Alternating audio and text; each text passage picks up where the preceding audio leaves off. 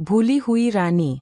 सदियों पहले तपते रेगिस्तान के बीच बसा एक समृद्ध राज्य था, जहाँ एक रानी का नाम गीतों में तो गाया जाता था, लेकिन वह किसी भी शाही दस्तावेज में नहीं लिखा गया। वह थी रानी अरविंदा। उसकी पहचान उसकी सुंदरता से नहीं, बल्कि उसकी बुद्धिमत्ता और उन परंपराओं के खिलाफ खड़े होने से थी, जो औरतों को चुप रहने पर मजबूर करती थीं। राजा सम्राट युद्धों और विजय में व्यस्त रहते, और जब वह रणभूमि में होते, तो महल के संगमरमर के सिंहासन पर बैठकर रानी अरविंदा ही प्रजा की समस्याएं सुनती, किसानों की फसल के झगड़े सुलझाती, अनाथ बच्चों और विधवाओं के लिए महल के द्वार खोल देती। जनता उसे गरीबों की राजमाता कहकर पुकारती, पर दरबारियों को जनता की यह मोहब्बत खटकती थी।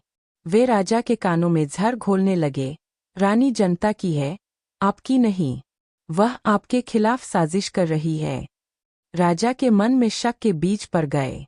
एक बरसाती रात, जब आकाश बिजली की लपटों से फट रहा था, रानी को दरबार में बुलाया गया। राजा की आंखों में ठंडा क्रोध था। रानी पर देशद्रोह का आरोप लगाया गया, उसके गहने उतार लिए गए और बिना विदाई के महल से निकाल दिया गया। वह रेगिस्तान के किनारे किनारे भटकती रही, एक साधारण वैद्य के रूप में।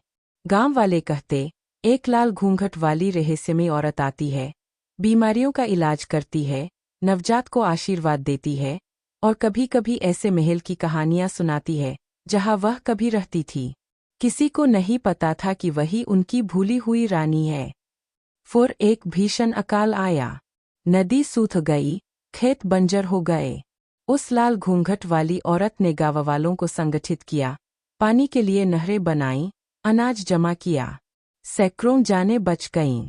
राजा को जब यह चमत्कार पता चला, तो वह खुद गांव आया, पर तब तक वह औरत गायब हो चुकी थी। कहते हैं, वह एक पुराने नीम के पेड़ के नीचे संसार छोड़ गई, और उसकी कब्र बस सफ़ेद पत्थरों के घेरे से चिन्हित हुई। समय के साथ उसका नाम इतिहास से मिटा दिया गया, लेकिन रेगिस्तान की हवाओं में आज भी फुसफुसाहट सुनाई देती है।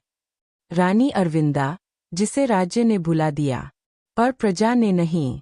सदियों बीत गए। राज्य बदल चुका था, राजवंश खत्म हो गए थे, और पुराने महल अब खंडहरों में बदल चुके थे। एक दिन, रेगिस्तान के किनारे बसे छोटे से गांव में खुदाई का काम चल रहा था। एक नई सड़क बनाने के लिए मजदूर रेत और पत्थर हटाने लगे। तभी उन्हें एक पुराना नीम का पेड़ मिला, जिसकी जड़ें सफ़ेद पत्थरों के घेरे के अंदर थीं। मजदूरों को पत्थरों के नीचे से एक छोटा सा तांबे का संदूक मिला। संदूक पर जंग जम चुकी थी, लेकिन उस पर खुदा हुआ एक शब्द साफ दिख रहा था, अरविंदा। गांव के बुजुर्गों ने कहा, ये नाम तो हमने बस दादी नानी की कहानियों में सुना है। भूली हुई रानी का नाम। जब संदूक खोला गया, तो उसमें एक रेशमी कपड़े में लिपटा हुआ चिट्ठी थी, जिस पर पुराने समय की लिपि में लिखा था, अगर यह मेरे जाने के बाद किसी के हाथ लगे, तो जान लो कि मैं देशद्रोही नहीं थी। मैंने सिर्फ अपने लोगों से प्यार किया। सच्ची रानी वही है, जो जनता के दिल में राज करे, न कि सिंहासन पर। संदूक में एक और चीज थी, एक चांदी का सिक्का, जिस पर रानी का चेहरा खुदा हुआ था। यह सिक्का किसी भी शाही रिकॉर्ड में दर्ज नहीं था। इतिहासकारों को समझ आ गया कि यह रानी की अपनी बनाई हुई मुद्रा थी, जो उसने कभी जनता को बिना करके दी थी, ताकि अकाल में उनका जीवन बच सके। इस खोज ने पूरे राज्य में हलचल मचा दी। अखबारों और टीवी में खबरें फैल गईं, भूली हुई रानी की कब्र मिली।